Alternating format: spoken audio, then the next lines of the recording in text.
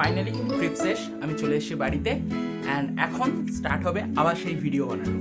And তো তোমাদের জন্য ফার্স্টেই আজকে চলে এসেছে একটা ছোট্ট একদম ইজি একদম ড্রয়িং।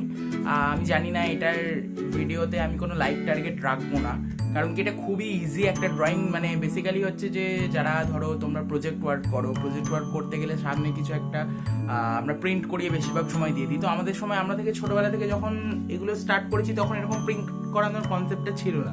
আমরা তখন প্রত্যেকে সামনে ছবি আঁকতাম, এখন অনেকে আছে যারা সামনে সেটার বিষয়ে কিছু আঁকে বা সেই হিসাবে ডিজাইন করে।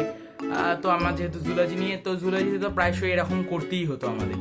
তো সেইটা নিয়েই একটা ছোট্ট একটা ইজি তোমাদের টিউটোরিয়াল, যে তোমরা সামনের দিকে কিভাবে ডিজাইন যদি খাতা করতে চাও কিভাবে করতে পারো, এবং খুব খুব খুব সিম্পলের ওপর যে কেউ জাস্ট দেখেই তোমরা করতে পারবে।